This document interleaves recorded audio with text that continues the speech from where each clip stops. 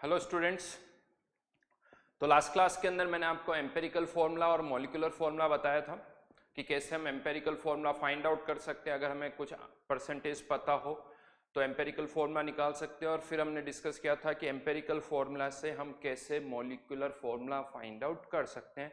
उसके लिए मैंने आपसे कहा था कि कुछ एडिशनल इन्फॉर्मेशन होनी चाहिए, जैसे मॉलिक्यूलर मास पता हो तो हम कर सकते हैं, या एक और टर्म मैंने इंट्रोड्यूस की थी वेपर डेंसिटी, जो कि basically nothing but vapour density equals to molecular mass divided by 2। यानी अगर आपको वेपर डेंसिटी पता है तो भी आप उससे मॉलिक्यूलर मास फाइंड आउट कर सकते हो। तो ठीक है, आसान सा पार्ट है, इजीली हैंडल किया जा सकता है, कोई इसमें इश्यू नहीं है।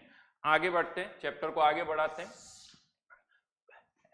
Average atomic oblique molecular mass. Initially जो हमारा डिस्कशन था वो एटॉमिक मास पर था, मॉलिक्यूलर मास पर था। अब हम बात करेंगे एवरेज एटॉमिक और एवरेज मॉलिक्यूलर मास पर।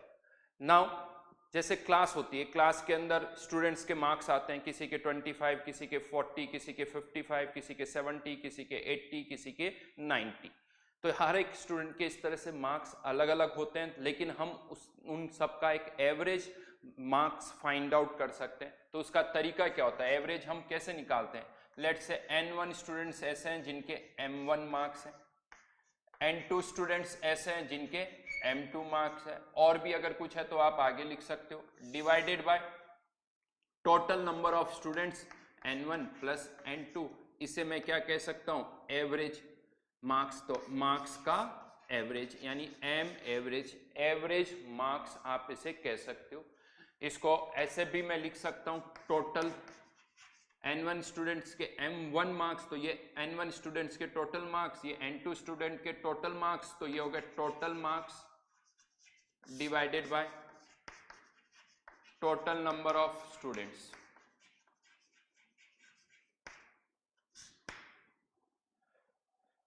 ठीक है, तो ये एक तरीका है एवरेज फाइंड आउट करने का। जैसे ह्यूमन बींग्स की भी हम एवरेज लाइफ फाइंड करते हैं। पहले हम कहते थे 60 होती थी, नाउ ए डेज बढ़ के ज़्यादा हो गई, तो एवरेज लाइफ भी फाइंड आउट करते हैं। बट कोई पर्सन जो होता है उसके लाइफ टाइम होता है 10 ईयर्स, किसी का 20, किसी का 30, किसी का 70, किसी का 80, बट हम एवरेज निकाल लेते हैं। उसी तरह से ये जो एटम्स होते हैं, अगर मैं इनकी बात करूं तो जैसे आपने कहा क्लोरीन, जब आप क्लोरीन की बात करते हो तो क्लोरीन के भी हमें पता है अलग अलग आइसोटॉप्स होते हैं। अगर आप कहीं से क्लोरीन पिक कर रहे हो, कहीं आपके पास क्लोरीन है, तो उसके अंदर क्लोरीन के मिनिमम 2 तरह के आइसोटॉप्स तो होंगे ही होंगे, क्लोरीन 35, क्लोरीन 37। ये 2 तरह के आइसोटॉप्स वहां पर होंगे। तो यहां पर अब क्लोरीन 35 है तो इसका एटॉमिक वेट तो कितना हुआ, 35। एटॉमिक वेट की बात कर रहा हूं मैं, इसका एटॉमिक वेट कितना हुआ, 37। लेकिन अब क्वेश्चन ये आता है कि हम कौन सा एटॉमिक वेट यूज करेंगे, क्योंकि मिक्सचर में क्लोरीन 35 भी है, क्लोरीन 37 भी है। बेसिकली इसका आइसोटॉपिक मिक्सचर हम वर्ड यूज कर सकते हैं, क्योंकि ये आइसोटॉप्स है। तो इसमें क्लोरीन 35 भी है, क्लोरीन 37 भी है। तो यहां पर हम अब क्लोरीन का जो एटॉमिक मास यूज करेंगे वो इसका एवरेज एटॉमिक मास होगा। एवरेज एटॉमिक मास अब कैसे निकालेंगे, तो उसके लिए जैसे यहां पर हमें पता था कि N1 स्टूडेंट्स के M1 मार्क्स है, N2 स्टूडेंट्स के M2 मार्क्स है, उसी तरह से हमें पता होना चाहिए कि जो मिक्सचर है उसके अंदर क्लोरीन 35 कितना है, क्लोरीन 37 कितना है। लेट्स से यहां पर जो इंफॉर्मेशन गिवन है उसके अकॉर्डिंग ये 75% है और ये 25% है। लेकिन ये जो परसेंट वर्ड मैंने यहां पर यूज किया है, यहां कंफ्यूजन होता है। ये परसेंटेज राइट नाउ जो है वो परसेंटेज बाय नंबर है, परसेंटेज बाय नंबर है। परसेंटेज बाय नंबर का मतलब क्या होता है कि अगर इसके 25 एटम्स है तो इसके कितने एटम्स होंगे, 75 एटम्स। हाँ, बट इसका मतलब ये नहीं कि we have right now 25 atoms of chlorine 37। ये कह रहा है कि इसके 25 एटम्स है तो इसके 75 होंगे। अगर इसके 1 एटम है तो इसके 3 होंगे, इसके 2 एटम है तो इसके 6 होंगे, इसके 3 एटम्स है तो इसके 9। यानी ये इस रेशियो में होंगे, किस रेशियो में, 3:1। और ये नंबर का रेशियो है, यहां पर हम नंबर्स की टर्म्स में बात कर रहे हैं। तो यहां पर अगर ये परसेंटेज हमें गिवन है, परसेंटेज बाय नंबर, तो हम इसका average atomic mass find out कर सकते हैं। आई थिंक वो बहुत इजी है। आप इसको ऐसे भी लिख सकते हैं, इसका एक एटम तो इसके 3 एटम। अब एवरेज निकालने का तरीका जैसा यहां था वैसा ही यहां पर है। यहां पर 3 एटम का मास प्लस 1 एटम का मास, ये क्या हो गया, total mass divided by total number of atoms. तो एवरेज, यहां पर एटम है तो इसलिए एवरेज ए लिख दिया मैंने, एवरेज एटॉमिक मास क्या लिखूंगा, total mass divided by total number of atoms. तो एक तरह से इसको मैं फॉर्मूले वाइज लिखना चाहूं तो N1 एटम का मास N1 into A1 N2 into A2 divided by N1 plus N2। अगर हम इसको सॉल्व करें फर्दर तो एवरेज एटॉमिक मास कितना हो जाएगा, 3 into 35 plus 1 into 37 divided by 3 plus 1 total number of atom. इसको आप सॉल्व करिए, ये वैल्यू आ जाएगी 35.5। तो ये एक तरीका है average atomic mass find out करने का, कि यहां से हमने average atomic mass find out किया। ये परसेंटेज हमें गिवन था, ये डेटा हमें गिवन है, ये हमने नहीं, ये हमें पता था, और इससे फिर हमने average atomic mass find out कर लिया। चाहो तो आप कह सकते हैं एक फॉर्मूला भी हमने लिख दिया, N1A1 plus N2A2 divided by N1 plus N2। ठीक है, लेकिन यहां पर अब कंफ्यूजन कहां होता है वो मैं बताता हूं। ये जो परसेंटेज वर्ड मैंने यूज किया है, यहां पर हम कंफ्यूज हो जाते हैं। परसेंटेज ज्यादातर जो हम यूज करते हैं, 2 तरह के परसेंटेज यूज करते हैं। अब वो मैं आपको बताता हूं, एक परसेंटेज बाय नंबर और दूसरा परसेंटेज बाय मास। एक एग्जाम्पल से इसको समझते हैं। लेट से मेरे पास 2 कलर्स की बॉल्स हैं, ब्लू कलर और ग्रीन कलर। लेट से जो बैग है उसके अंदर मिक्सचर है, 3 ब्लू बॉल्स है और 1 ग्रीन बॉल है। 3 ब्लू बॉल है और 1 ग्रीन बॉल है। तो नंबर्स की बात करें तो टोटल नंबर ऑफ बॉल्स कितनी होगी, 4। टोटल नंबर ऑफ बॉल्स हो गई 4। और अब यहां पर एक और इंफॉर्मेशन गिवन है, हर एक ग्रीन बॉल का मास कितना है, 20 ग्राम, और हर एक ब्लू बॉल का मास कितना है, हर एक ब्लू बॉल का मास है 20 ग्राम और हर एक ग्रीन बॉल का मास है 40 ग्राम। ये इंफॉर्मेशन हमें गिवन है, ये इंफॉर्मेशन अब हमें गिवन है। अब मैं आपसे यहां पर पूछता हूं percentage by number, blue ball का परसेंटेज बाय नंबर कितना होगा। तो जब मैं परसेंटेज बाय नंबर की बात कर रहा हूं तो 3 और 1 इनके अकॉर्डिंग निकालना होगा। टोटल बॉल्स कितनी होगी, 4 में से ये कितनी है, 3, तो 3 divided by 4 into 100 which is 75%, और ये कितने हो जाएगा, 25%। ये क्या आया, परसेंटेज बाय नंबर। क्वेश्चन आता है क्या परसेंटेज बाय मास भी इतना ही होगा। परसेंटेज बाय मास कैसे निकालेंगे, उसके लिए पहले ब्लू बॉल्स का मास निकालना होगा और फिर ग्रीन बॉल्स का मास निकालना होगा। तो वो कैसे निकाल सकते हो यहां पर, तो यहां पर परसेंटेज बाय मास निकालने के लिए पहले मैं लिख देता हूं मास कितना होगा। तो 3 बॉल्स का मास कितना हो जाएगा, 60 ग्राम, ये मास लिख रहा हूं, और 1 मोल का मास कितना हो गया, 40 ग्राम।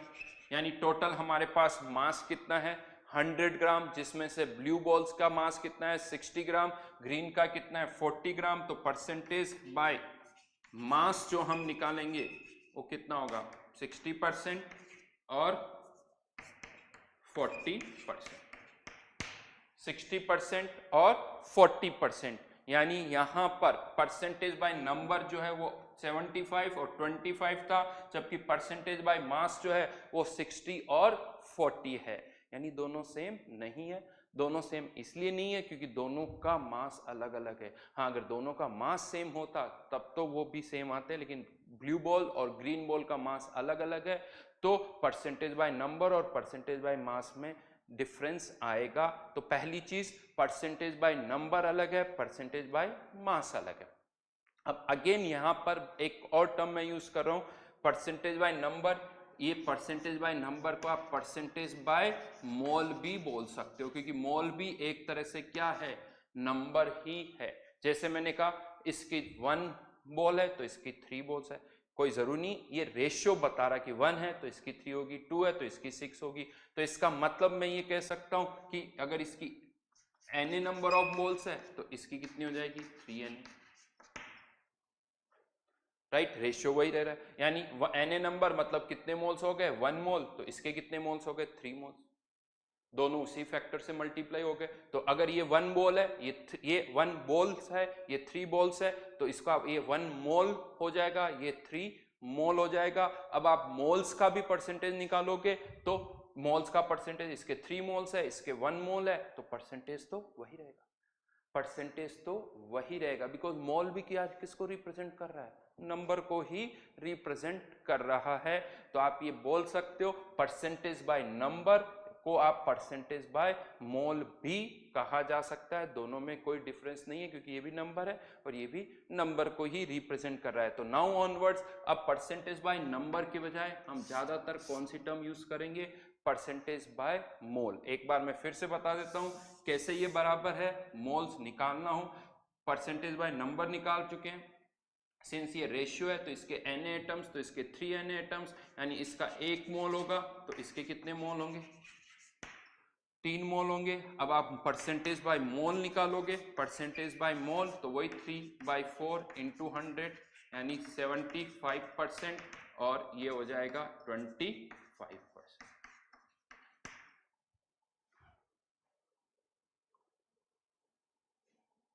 ठीक है, तो दोनों में कोई डिफरेंस नहीं है। यहां पर जो मैंने लिखा है, अब मोस्टली आपको नंबर के बजाय क्या दिखेगा, परसेंटेज बाय मोल, क्योंकि नंबर्स बहुत ज्यादा होते हैं तो ज्यादातर हम डील ही किस में करते हैं, परसेंटेज बाय मोल में हम यहां पर डील करते हैं। तो पहली चीज, जब भी डिफ्रेंशिएट करना सीखो परसेंटेज बाय मोल और परसेंटेज बाय मास में। आगे चल के एक और परसेंटेज भी मैं बताऊंगा, परसेंटेज बाय वॉल्यूम, वो एक अलग पार्ट है, बट अभी परसेंटेज बाय मोल और परसेंटेज बाय मास, ये दो टर्म्स हैं। और यहां पर आप देख सकते हो हमें यहां पर एक तरह से परसेंटेज बाय नंबर पता है तो हम परसेंटेज बाय मास, या परसेंटेज बाय मास पता है तो हम परसेंटेज बाय नंबर निकाल सकते हैं। बहुत आसान होता है, चाहो तो वापस से कुछ एग्जाम्पल हम ले सकते हैं जिसके थ्रू हम इस तरह से कर सकते हैं। चलिए एक एग्जाम्पल मैं ले लेता हूं, पहले बोल्स वाले एग्जाम्पल ले लेता हूं।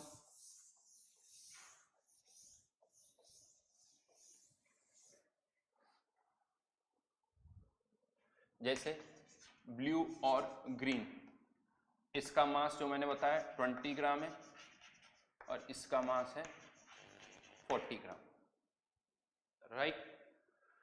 अब यहां पर आपको पर्टिकुलर इस केस के लिए आपको परसेंटेज बाय मोल दे रखा है, परसेंटेज बाय मोल जो है वो दे रखा है। मैं ले लेता हूं इसका 100/3 और इसका 200/3%।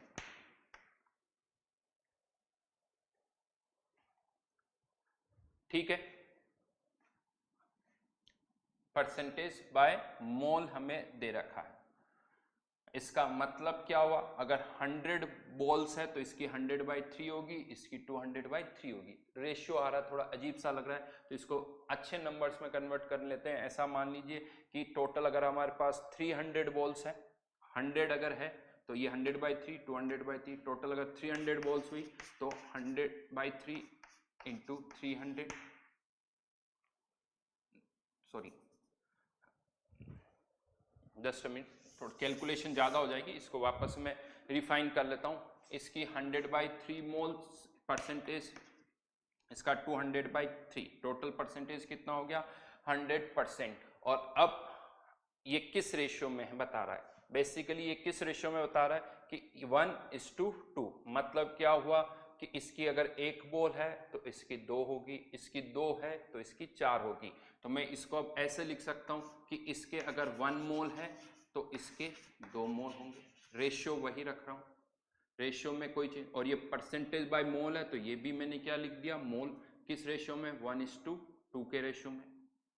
मोल वर्ड यूज हो रहा है, डजेंट मैटर। अब यहां पर हम देखें तो 1 मोल कितना हो गया इसका, 20 ग्राम।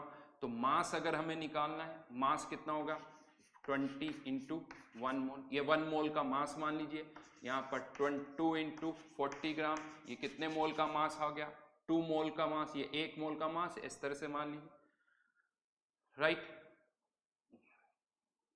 ओके, देन ये हो गया 20 ग्राम और ये हो गया 80 ग्राम। अब आप क्या निकाल सकते हो, परसेंटेज बाय मास। तो इसके 20 ग्राम है तो 20 डिवाइडेड बाय 100, तो 20 टोटल मास, 100 × 100, तो ये कितना हो गया 20%, और यहाँ पर ये कितना आ जाएगा 80%। तो ये परसेंटेज बाय मास कितना होगा, 20% और 80%। तो परसेंटेज बाय मोल से हमने क्या निकाल लिया, परसेंटेज बाय मास। तरीका बड़ा सिंपल सा है, अगर परसेंटेज बाय मोल दे रखा है यानी इसके नंबर्स पता है, इसके नंबर्स पता है, फिर आपको नेक्स्ट स्टेप में क्या करना है कि इसके नंबर से इसका मास निकालना है, इसके नंबर से इसका मास निकालना है। ये होगी स्टेप 2।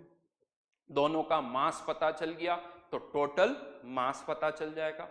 टोटल मास पता चल गया तो आप फिर उससे परसेंटेज बाय मास निकाल सकते हैं। अभी हम 1-2 क्वेश्चंस और करेंगे यहां पर, तो क्लियरिटी और अच्छी तरह से आ जाएगी, कैसे वो देखते हैं। लेकिन अब यहां पर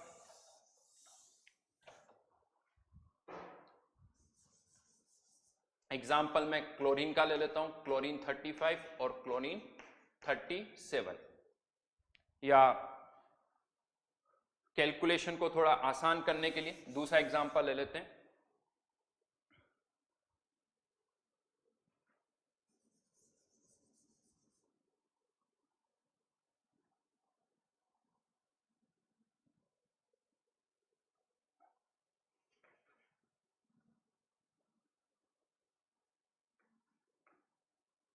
H2 और हीलियम, H2 और हीलियम, इसका मैं एग्जाम्पल ले रहा हूं, ठीक है। एक एटम है तो दूसरा मॉलिक्यूल है, उससे कोई फर्क नहीं पड़ता, हमें तो एवरेज निकालना है। तो यहां पर बस आपको एवरेज बोलना है कि ये एवरेज, अब वो एटम एवरेज एटॉमिक या एवरेज मॉलिक्यूलर, इससे कोई फर्क नहीं पड़ता। परसेंटेज बाय मोल जो है वो गिवन है, परसेंटेज बाय मोल जो गिवन है वो हमें गिवन है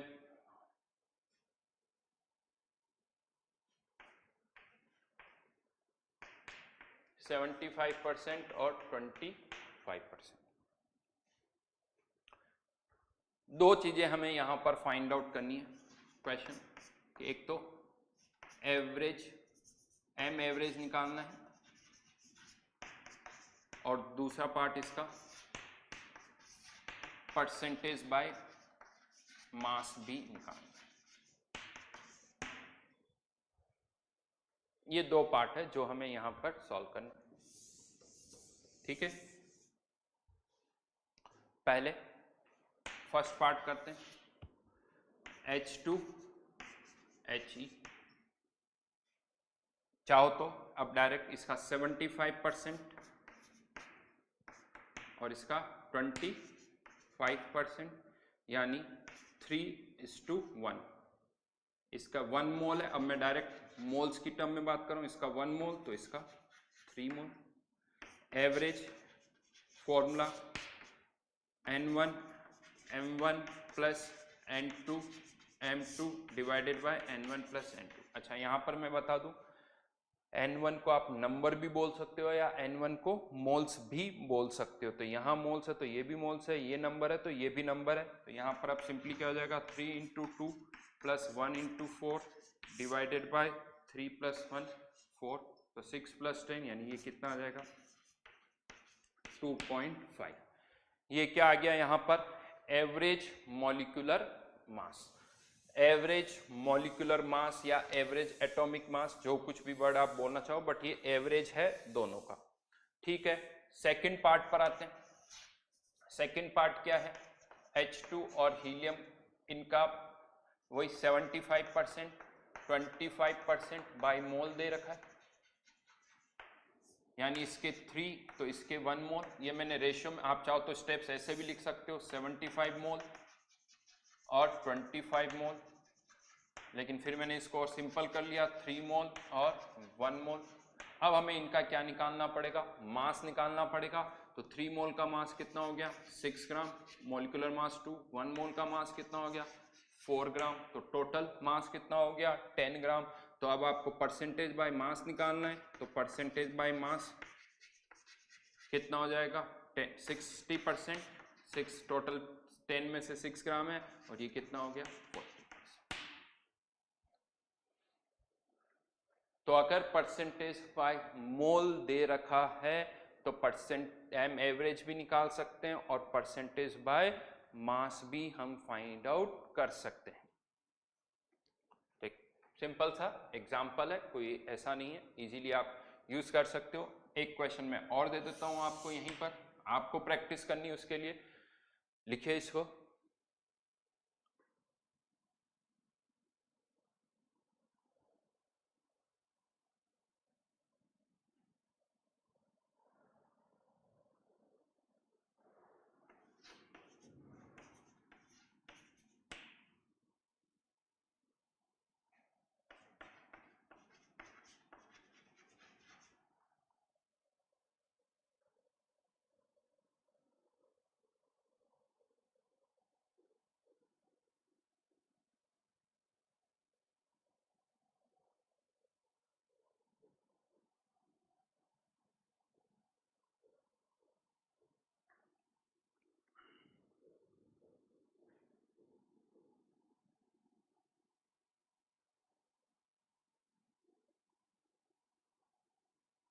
परसेंटेज बाय मोल, डेटा थोड़ा आसान करने की कोशिश कर रहा हूँ ताकि कैलकुलेशन में हमें प्रॉब्लम ना हो, अच्छे आंसर्स आए।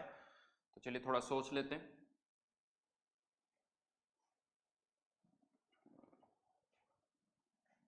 एक काम करते हैं, इसको थोड़ा बदल लेते हैं, CH4 कर लेते हैं, CH4 और SO3 16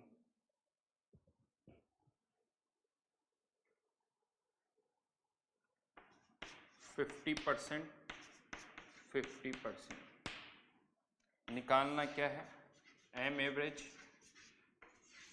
और परसेंटेज बाय मास।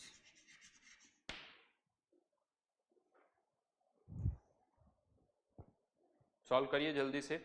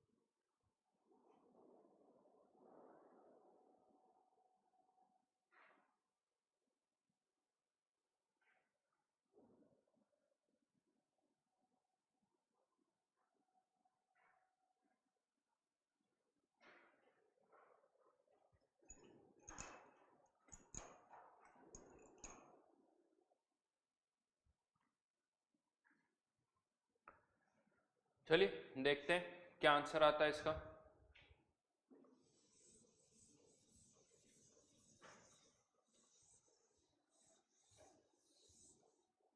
तो CH4 SO3 50 मोल, 50 मोल ज़्यादा अच्छा है, इसका भी 1 मोल और इसका भी 1 मोल।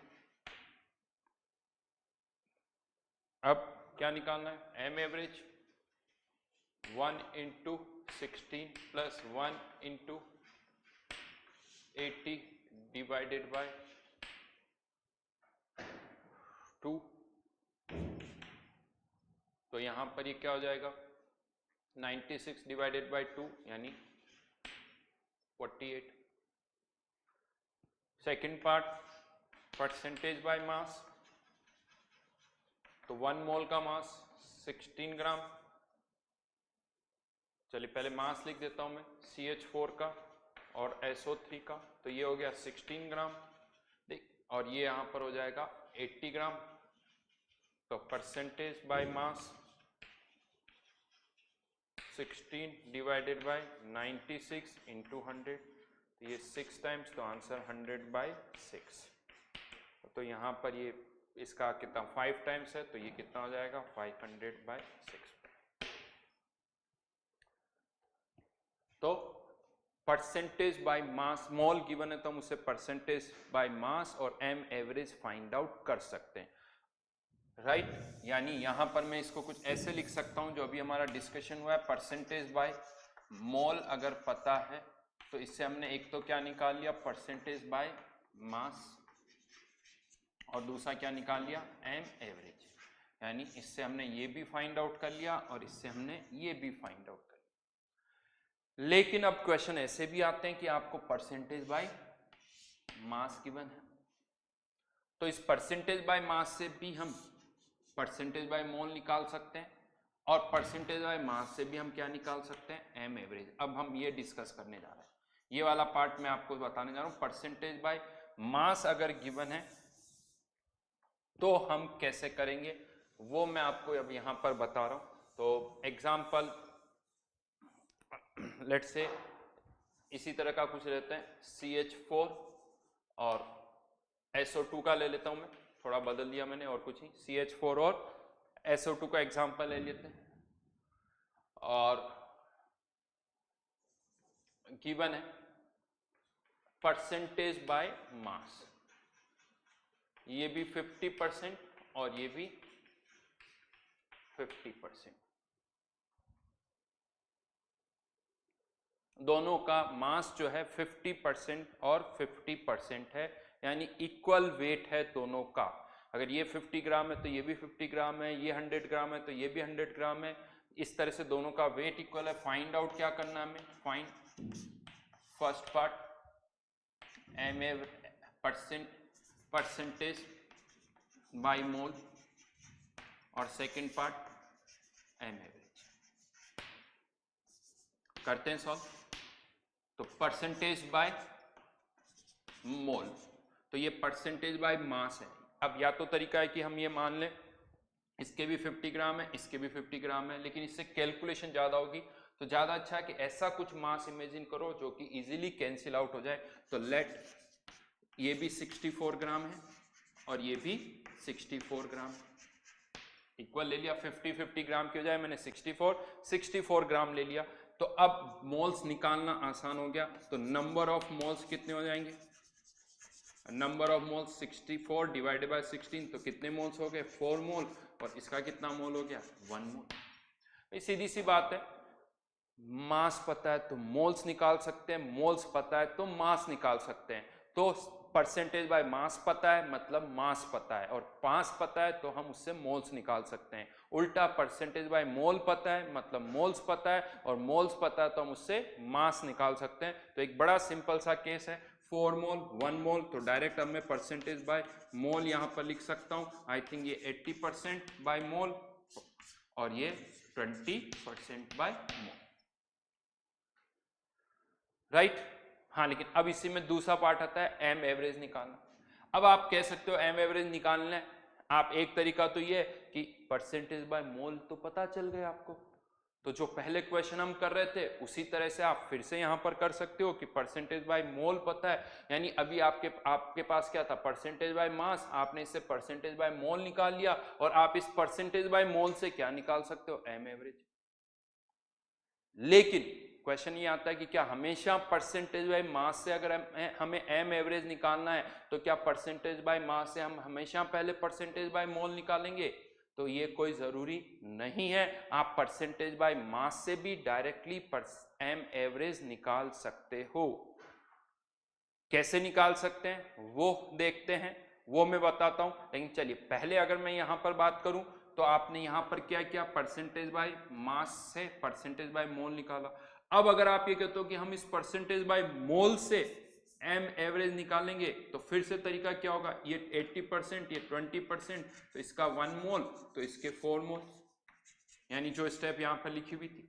अब आप क्या करते हो एम एवरेज निकालने के लिए, एम एवरेज निकालने के लिए क्या करोगे, 4 इंटू 16 करोगे, 4 into 16 plus 1 into 64 divided by 5, यही होगा। यानी 64 प्लस 64, बेसिकली 64 क्या है, CH4 का मास, वो तो हमने स्टार्ट ही किया था कि ये CH4 का मास है, ये SO2 का मास है, वो भी 64, ये भी 64, यानी कितना हो गया 128 डिवाइडेड बाई 5, जो भी आ रहा है। लेकिन आप सोचो क्या हो रहा है, यहाँ पर मास तो ऑलरेडी था मेरे पास, अगर मैं मास से मोल्स निकालता हूं और फिर यहां पर मैं मोल्स से क्या निकाल रहा हूं, मास निकाल रहा हूं, यानी उन्हीं स्टेप्स को फिर से रिवर्स में हम लेके जा रहे हैं। तो अगर मुझे डायरेक्ट परसेंटेज बाय मास से मोल्स निकालना है तो क्या करूंगा मैं, आपको बेसिकली फॉर्मूला क्या है, एम एवरेज का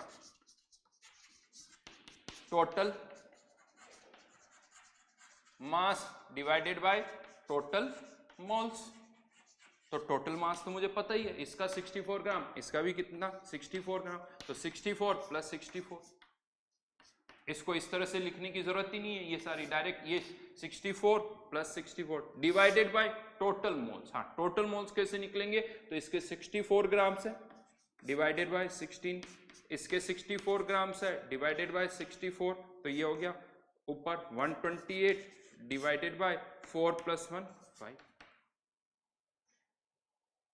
यानी एक फॉर्मूले की फॉर्म में अगर मैं लिखूं इस चीज को, ये तो मैंने आपको समझाया एक तरह से किया, क्या इसको आप ऐसे कह सकते हो, ये W1 ग्राम मास था, अगर ऑलरेडी मास दे रखा है, W2 divided by W1 upon molecular mass M1 plus W2 upon M2। एक फॉर्मूला है एम एवरेज का जो कि आप यूज कर सकते हो। तो ये एक और फॉर्मूला लिख सकते हैं हम यहाँ पर, W1 plus W2 total mass divided by total mole. यानी इन शॉर्ट आप कह सकते हो कि हमारे पास दो फॉर्मूले आ गए।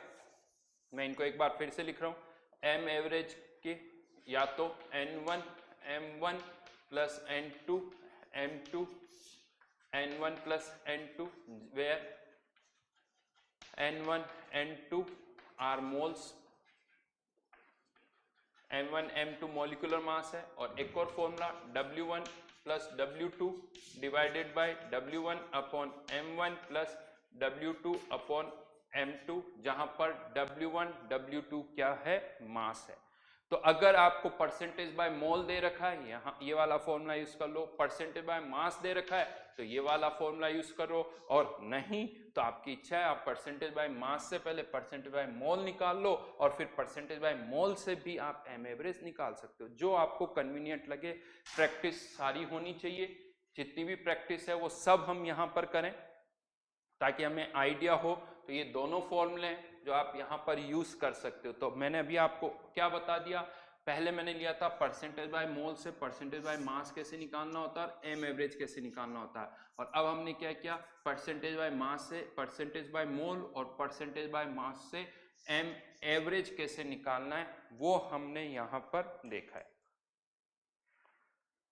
राइट, देखो सिंपल मैथमेटिक्स है, कुछ भी नहीं है। थोड़ी कॉम्प्लिकेशन इसलिए हो जाती है क्योंकि यहाँ पर टर्मिनोलॉजी मोल्स और ये वर्ड यूज होते हैं, अदरवाइज ये कोई बड़ी चीज नहीं है। आप जनरल सोचोगे, जैसे एग्जाम्पल कुछ कन्वीनियंट से एग्जाम्पल लोगे तो भी आपको समझ में आ जाएगी ये बातें। एनीथिंग लाइक दैट, जैसे कि आपके पास एक बॉक्स है जिसमें एप्पल भी है, बनाना भी है। अब आप इनका परसेंटेज जो है, एप्पल और बनाना का परसेंटेज नंबर की टर्म्स में भी किसी को बता सकते हो या मास की टर्म्स में भी आप किसी को भी बता सकते हो, नंबर की टर्म्स में भी और मास की टर्म्स में। और आप सबका एवरेज मास भी बता सकते हो, उसमें एप्पल का मास अलग है, बनाना का मास अलग है, लेकिन हम उनका एवरेज बता सकते हैं कि एवरेज कोई एक पीस आप उठाओगे तो उसका एवरेज इतना मास होगा, ये भी आप बता सकते हो। ये स्टोरी वही है, ठीक है। यहाँ पर एटम्स पे बात कर रहे हैं। नॉर्मल वे में हम जो भी चीज इमेजिन करते हैं वो, अब क्या होता है एप्पल और बनाना आपको दिख जाते हैं तो बड़ा आसान सा लगता है, यहाँ एटम्स दिखते नहीं है तो यहाँ पर इमेजिन करने में प्रॉब्लम आती है। तो यहाँ पर यूं कह दीजिए एक पार्ट, दूसरा पार्ट, तीसरा पार्ट, चौथा पार्ट, 4 पार्ट अभी तक हमने किए हैं। अब इसके अंदर मैं एक और पार्ट ऐड कर रहा हूं रिवर्स में। क्या? एम एवरेज अगर दे रखा है, ये दे रखा है और आपको परसेंटेज बाय मोल और क्या निकालना है, परसेंटेज बाय मास निकालना है। समझ में आई बात? एम एवरेज से परसेंटेज बाय मोल और परसेंटेज बाय मास निकालना है, तो हम कैसे करेंगे?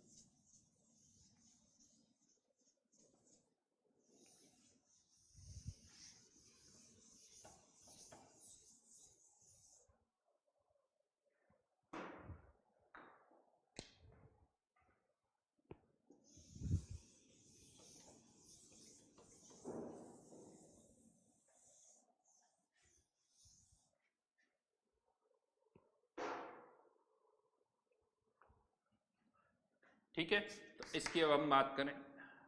सपोज करिए हमारे पास कोई एक मिक्सचर है जिसका हमें एम एवरेज दे रखा है और उसका हमें परसेंटेज बाय मोल और percentage by mass find out करना है। एग्जाम्पल फिर से कोई ले लेते हैं। यहाँ पर इस बार मैं एग्जाम्पल ले लेता हूँ,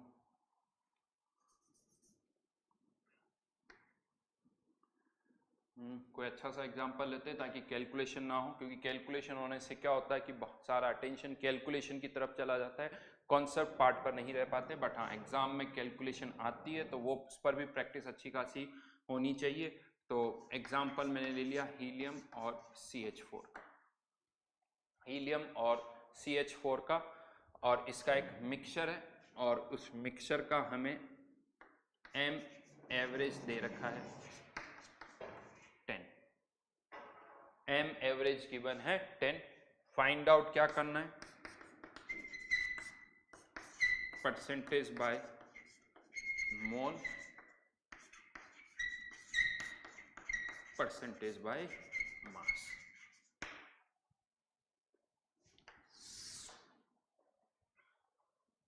ठीक है, तो फर्स्ट पार्ट करते हैं, हीलियम और CH4।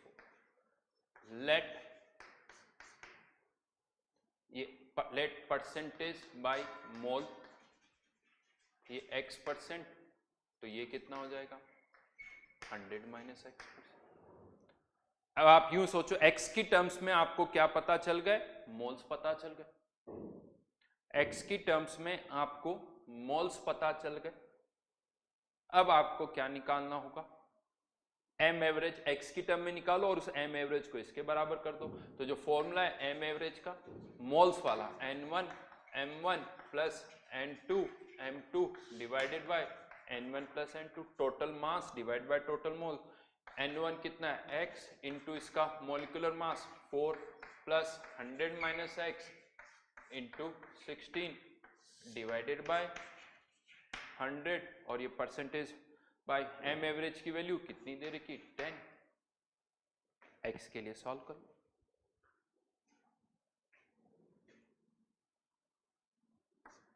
सॉल्व करें 1000, 4x माइनस 6x प्लस 1600, ये उधर जाएगा, ये इधर 2x इक्वल्स टू 600, तो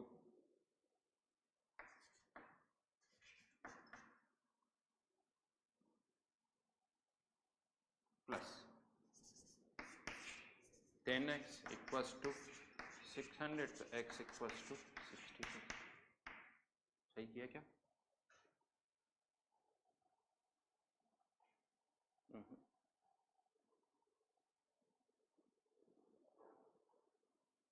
कुछ तो गड़बड़ है। 4x, सॉरी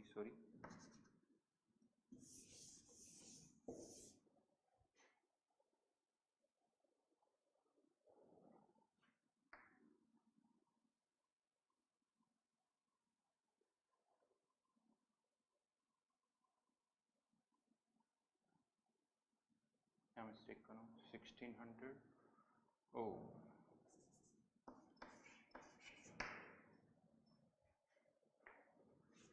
-12, तो 12x इक्वल्स टू 600, तो x equals to 600 divided by 12 which is equals to 50%। इसे कहते हैं सिली मिस्टेक।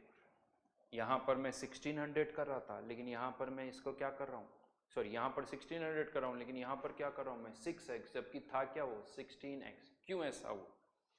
देखो, जब भी ऐसा होता है उसका कारण ये होता है कि आपका कंसंट्रेशन वीक है। यहाँ पर जरूर ऐसा कुछ हुआ कि मेरा कंसंट्रेशन डाइवर्ट हुआ है, मैं कुछ और सोचने लग गया। अब ये मैं सोचना सर क्या सोचने लग गए, मैं कुछ और सोचने लग गया, इसीलिए मैंने यहाँ पर ये मिस्टेक की है।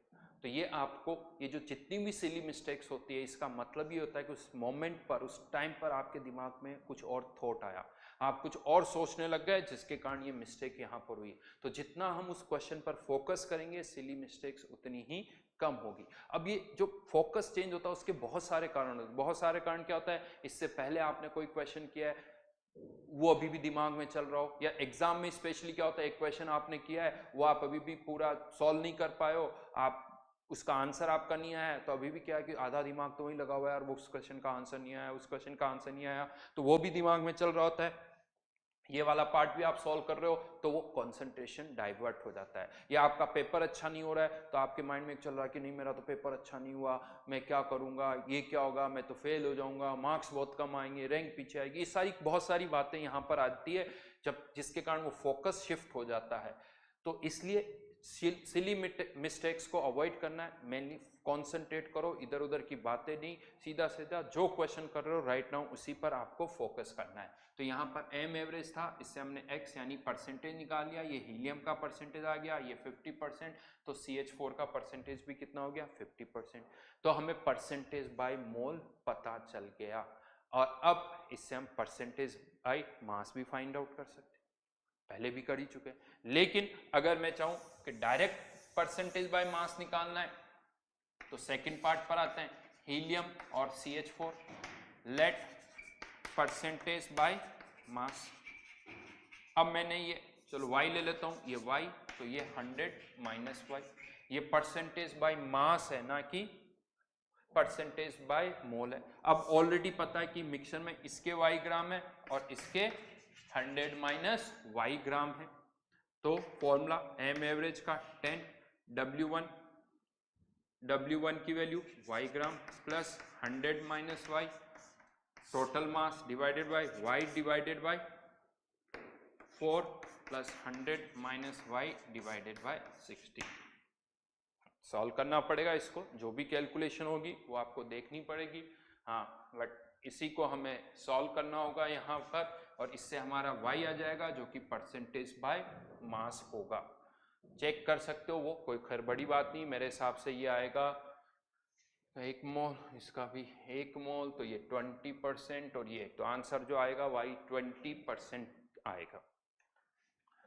तो यहाँ से तरीका सिंपल, एम एवरेज से परसेंटेज बाय मोल कैसे निकालना है और परसेंटेज बाय मास कैसे निकालना है वो मैंने आपको बताया है, इससे आप सॉल्व करके आंसर्स निकाल सकते हो। चलिए मैं लिख देता हूँ ताकि यहाँ पर तो ऊपर 100 हो जाएगा, और यहाँ पर अगर 16 का आपने LCM लिया है तो 16, ये 4 times 4y plus 100 minus y, 16 वैसे ऊपर चला गया, ये कैंसिल आउट हो जाएगा, तो 3y प्लस 100 इक्वल्स टू 160, तो y इक्वल्स टू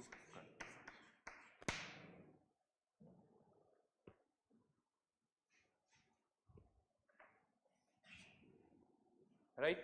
तो 20% और 80, परसेंटेज बाय मास और ये परसेंटेज बाय वो मोल और ये परसेंटेज बाय मास हो जाएगा। लेकिन अब इसी को थोड़ा और फास्ट करने का एक तरीका बताता हूँ। इसी को फास्ट करने का एक तरीका बताता हूँ कैसे। ये तो हमने इतना सारी स्टेप्स की थी। स्पेशली अगर आपको परसेंटेज बाय मोल निकालना है, ये हीलियम, ये CH4, इसका एटॉमिक मास हमें दे रखा है, पता है 4, और इसका होता है 16, और इन दोनों का एवरेज मॉलिक्यूलर मास हमें कितना दे रखा है, m एवरेज 10, राइट। अब मैं परसेंटेज बाय मोल निकालने का एक दूसरा तरीका बता रहा हूं, परसेंटेज बाय मोल निकालने का। तो परसेंटेज बाय मोल हीलियम का निकालना है, इस m एवरेज को मैं यहां लिख देता हूं। हीलियम का परसेंटेज निकालना है तो तरीका क्या है, ये सारी चीजें इसी तरह से लिखो, ये यहाँ और यहाँ नीचे। इसका परसेंटेज निकालना है तो इसका मॉलिक्यूलर मास और m एवरेज का डिफरेंस कितना हो गया, 16 माइनस 10, इन दोनों का डिफरेंस। इस तरह से डिफरेंस लो कि आंसर पॉजिटिव ही आए, यानी अगर ये बड़ा है ये छोटा है तो भी दिस माइनस दिस, ये बड़ा है ये छोटा है तो दिस माइनस, यानी पॉजिटिव आना चाहिए, डिवाइडेड बाय इन दोनों का डिफरेंस। 16 माइनस 4 कितना हो गया, 12 इंटू 100। फिर से बोल रहा हूं, इसका परसेंटेज निकालना है तो इन दोनों का डिफरेंस डिवाइडेड बाय इन दोनों का difference. 6 divided by 12 into 100, 50%। Percentage by मोल अगर CH4 का निकालना है, इसका परसेंटेज निकालना है तो इन दोनों का डिफरेंस 10 माइनस 4 डिवाइडेड बाय इन दोनों का डिफरेंस 16 माइनस 12, 16 माइनस 4 इंटू 100, वो भी 50%।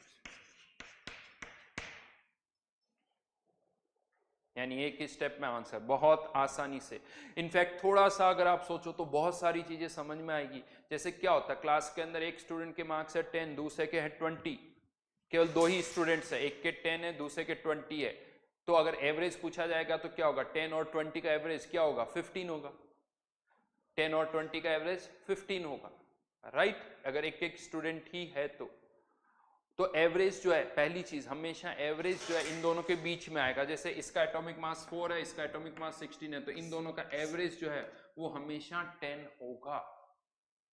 सॉरी गलत, इसका 4 इसका 16 है, तो जो एवरेज एटॉमिक मास होगा वो इन दोनों के बीच में होगा, 4 और 16 के बीच में ही होगा। अब अगर वो 4 के ज्यादा क्लोज है तो हीलियम का परसेंटेज ज्यादा है, और अगर वो 16 के ज्यादा क्लोज है तो CH4 का परसेंटेज बाय मोल ज्यादा है। राइट नाउ वो इन दोनों के एकदम सेंटर पर है, 4 और 10 का डिफरेंस भी 6, 16 और 10 का डिफरेंस भी 6, तो दोनों का परसेंटेज बाय मोल भी सेम आया है, दोनों का परसेंटेज बाय मोल भी सेम ही आया है। अब अगर आप ये सोच रहे हो कि सर ये क्या कर दिया आपने, ये आंसर कैसे आ गया, तो तरीका मैंने बताया, पहले तो उसको याद रखो, कैसे ये आया वो एक बात की बात है। क्या किया है, इसका परसेंटेज निकालना है तो इन दोनों का डिफरेंस डिवाइडेड बाय इन दोनों का डिफरेंस इंटू 100। इसका परसेंटेज बाय मोल निकालना है तो इन दोनों का डिफरेंस डिवाइड बाय इन दोनों का। ये तरीका है, पहले तो वो याद करो। अब बात आती सर ये कैसे, तो कोई जादू नहीं है, कोई जादू नहीं है, ये तो सिंपल सी जो स्टेप्स है उन्हीं को मैंने यहाँ पर एक स्टेप में कर दिया। जो आप यहाँ कर रहे थे वही हम यहाँ कर रहे हैं, लेकिन ये जो स्टेप्स यहाँ लिखी हुई है मैंने इन्हीं को रीअरेंज कर लिया। कैसे रीअरेंज कर लिया, आप यहाँ पर पहले x की टर्म में ऐसे लिखोगे परसेंटेज बाय मोल, और अब आप इस x के लिए इसको रीअरेंज करोगे, तो इसको मैं एक जनरल फॉर्मेट में लिख रहा हूँ। इसी को क्या हम कर रहे हैं यहाँ पर, m एवरेज, ये बेसिकली x, ये एक सब्सटेंस का मॉलिक्यूलर मास m1, और ध्यान रखना ये x किसका परसेंटेज है, जिसका मॉलिक्यूलर मास m1 है। 100 minus x into m2 divided bye 100। अब इसी को रीअरेंज करेंगे तो 100 m एवरेज, यहाँ पर ये x कॉमन आ जाएगा, m1 माइनस m2, और यहाँ से मैं चलिए अभी इधर ही रहने देता हूँ 100 m2, ये 100 m2 को इधर लेके आऊँगा तो क्या हो जाएगा m average minus m2 divided bye m1 minus m2 into 100। ये x क्या है? Percentage by mole of m1, जिसका मोलिकुलर मास m1 है। तो जिसका मोलिकुलर मास m1 है उसका परसेंटेज निकालना, तो m एवरेज से किसको माइनस करना होगा? m2। यानी इसका परसेंटेज निकालना तो m एवरेज में से इसको माइनस करना होगा। यहाँ पर अगर आपको लग रहा है सर इसमें से इसको करेंगे तो माइनस आएगा, तो ऊपर माइनस आएगा तो डिनोमिनेटर में भी माइनस आ जाएगा, ऊपर प्लस आएगा तो न्यूमरेटर में भी माइनस आ जाएगा, तो वो कोई प्रॉब्लम नहीं है। तो इसका परसेंटेज निकालना है, तो इन दोनों का difference divided by m1 minus m2। तो ये उसी को रीअरेंज कर लिया है। हाँ, इसको अब या तो ऐसे याद रखो या ये जो तरीका मैंने बताया उससे भी आप कर सकते हो। तो कुछ नया नहीं है, वही चीज है, बस अप्रोच याद रखो जिससे वो फास्ट हम कर सकें, जल्दी से जल्दी हम उसको सॉल्व कर सकें। ठीक है, तो यहाँ पर ये परसेंटेज हम इस तरह से परसेंटेज m एवरेज से परसेंटेज बाय मोल निकाल सकते हैं। याद रखना परसेंटेज बाय मास नहीं आएगा इससे, इस तरीके से केवल परसेंटेज बाय मोल निकल के आएगा।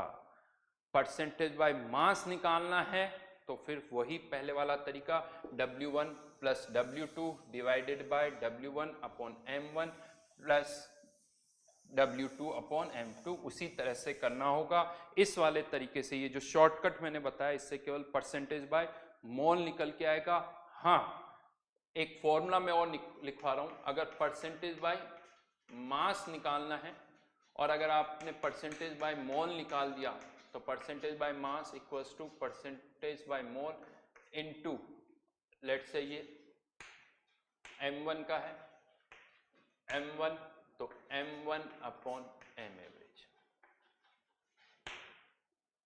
ये एक फॉर्मूला है जिससे परसेंटेज बाय मोल पता है तो percentage by mass find out कर सकते हो। पुट करके देख लो, उस केस में ये आ जाएगा जैसे मैं अभी जो हमने किया था 50% हीलियम के केस का 4 डिवाइडेड बाय 10, तो ये 20। हीलियम की बात कर रहा हूँ, ये हीलियम के लिए हो गया। दूसरे का 80% आ जाएगा। फिर से वही बात आती है, सर ये कहाँ से आ गया? तो कोई जादू फिर से नहीं हुआ है, उन्हीं को रीअरेंज किया है। इस फॉर्मूले को डिराइव करना है तो इसी को थोड़ा रिवर्स में ले जाके देखो, अपने आप आ जाएगा कि ये परसेंटेज बाय मोल कैसे निकालते हैं। n1 परसेंटेज बाय मोल कैसे निकालोगे? n1 plus n2 into 100। m average क्या होता है? टोटल मास, यानी n1 m1 plus n2 m2। ये m1 तो यहाँ पर जो था वो है ये, और इससे क्या जाएगा n1 प्लस n2, तो ये वाली टर्म क्या होगी? Cancel out. ऊपर क्या बचा? n1 इंटू m1 जो कि मास हो गया। ये m1 सब्सटेंस का मास है, ये टोटल मास है इंटू 100, तो ये क्या आ जाएगा? परसेंटेज बाय मास आ जाएगा। तो उसी को रीअरेंज करके हमने लिख दिया इस अलग फॉर्मेट में। तो ये फॉर्मूला भी आप यहाँ पर यूज कर सकते हो, परसेंटेज बाय मोल से परसेंटेज बाय मास। देखिए मैंने आपको बहुत, यानी हर एक क्वेश्चन को सॉल्व करने के एक नहीं उससे ज्यादा तरीके बताए हैं। प्रॉब्लम क्या होती, बहुत बार एक ही क्वेश्चन को सॉल्व करने के 2-3 मेथड्स बता दो तो ऐसा लगता है कि सर अब तो कुछ भी नहीं आता। क्यों? अब समझ में नहीं आता, पहला मेथड लगाएं दूसरा लगाएं, कहीं पहला लगा दिया याद आया तो कहीं दूसरा लगा दिया याद आया तो, और कुछ जगह पर हमें समझ में नहीं आता, वो सारे मेथड्स एक दूसरे के अंदर मिक्स हो जाते हैं। तो जहां पर एक क्वेश्चन को सॉल्व करने के मल्टीपल ऑप्शंस होते हैं वहां आपको ज्यादा प्रैक्टिस करनी पड़ती है। आपको क्लियर रखना पड़ता है माइंड में कि नहीं मुझे ये वाला तरीका लगाना है या मुझे कोई दूसरा तरीका लगाना है, वो क्लियर होना चाहिए होता है कि तरीका मुझे कौन सा यूज करना है, वो आपको सही सही पता होना चाहिए। उसके लिए प्रैक्टिस ज्यादा करनी होती है। एक क्वेश्चन है इस तरह से भी कर सकते हैं, इस तरह से भी कर सकते हैं, इस तरह से पहले आपको 3-4 बार सारे तरीके से डिस्कस करना होगा, तब जाके आपका कंफ्यूजन हटेगा। ये जो सारा पार्ट मैंने पढ़ाया है, अब हो क्या रहा है, हर एक क्वेश्चन में हर एक बार पूरे लेक्चर में मैं percentage by mole, percentage by mass, percentage by number ये बोल रहा हूं, तो इससे क्या होता है कंफ्यूजन होता है, क्योंकि ये लैंग्वेज बड़ी अजीब सी होती है। प्रैक्टिस में नहीं लाओगे तब तक आपको थोड़ा वियर्ड सी लगेगी कि ये सर क्या बोल रहे हैं। आप खुद प्रैक्टिस करोगे तो आपको ये अच्छी तरह से दिखने लगेगी चीजें कि क्या हम यहाँ पर कर रहे हैं। तो यहाँ पर ये फॉर्मूले भी है, ये शॉर्टकट तरीके भी मैंने बताए हैं, उससे पहले मैंने आपको सारे एक्चुअल मेथड्स भी बताए थे कि हम क्या कर रहे हैं। तो यहाँ पर शॉर्ट में मैं कह सकता हूँ कि ये जो कैसे percentage by mole, percentage by मास और एम एवरेज, इन तीनों में एक तरह से इंटर कन्वर्जन कैसे होता है वो मेनली मैंने आपको बताया कि एक कोई गिवन है तो बाकी दो हम कैसे फाइंड आउट कर सकते हैं। मेनली सारा आज का जो डिस्कशन अभी तक हमने किया है वो उसी पर किया है कि किस तरह से हम इंटर कन्वर्जन यहाँ पर कर सकते हैं। ज़्यादातर क्वेश्चन उसी पर बेस्ड थे। तो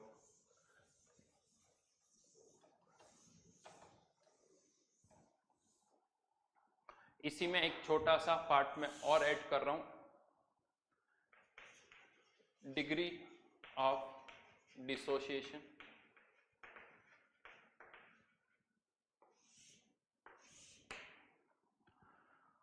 डिग्री ऑफ डिसोसिएशन जिसे नॉर्मली हम अल्फा से रिप्रेजेंट करते हैं।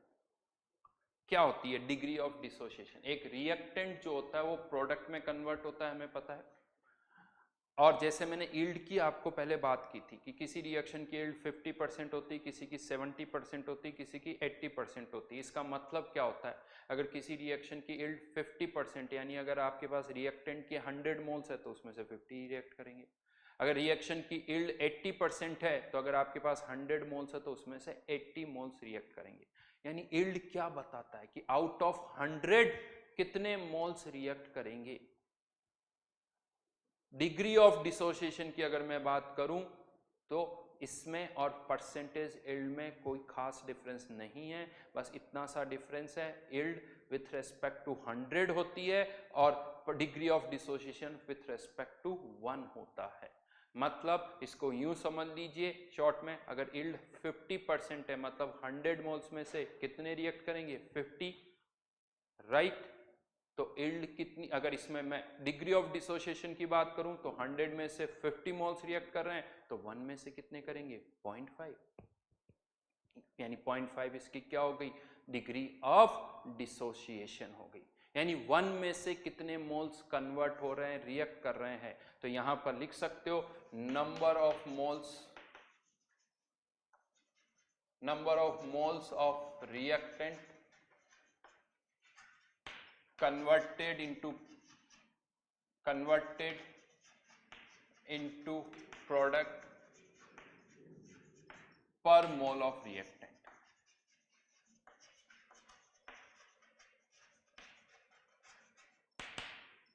पर मोल ऑफ रिएक्टेंट 10 में से 5 मोल रिएक्टेंट के रिएक्ट करते हैं तो पर मोल कितने रिएक्ट करेंगे? आप कह सकते हो 5 divided by 10।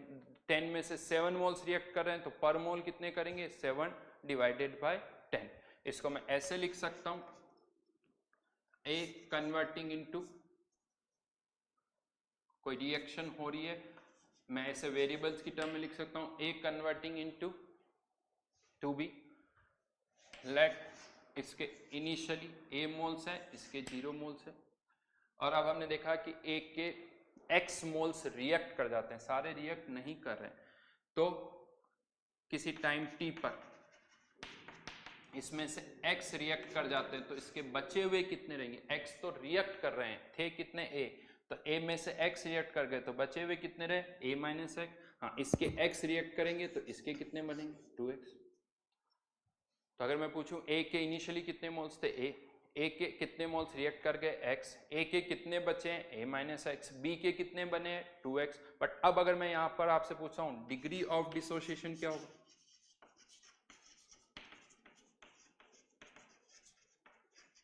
Degree of dissociation, तो आप यहां पर कह सकते हो ए में से कितने यूनिटी लगा रहा हूं 1, सॉरी ए में से कितने रिएक्ट करें? x, तो 1 में से कितने रिएक्ट करेंगे? x अपॉन a, और ये x अपॉन a जो होगा वो आपका क्या हो जाएगा? डिग्री ऑफ डिसोसिएशन अल्फा, जहां पर यानी अल्फा की वैल्यू जो है वो क्या हो जाएगी? x upon a।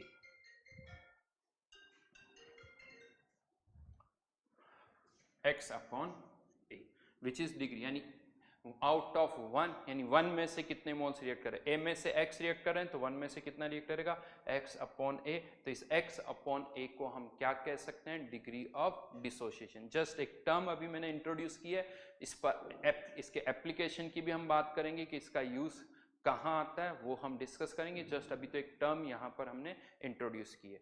Thank you. चलिए इससे आगे फिर हम नेक्स्ट क्लास में डिस्कस करेंगे।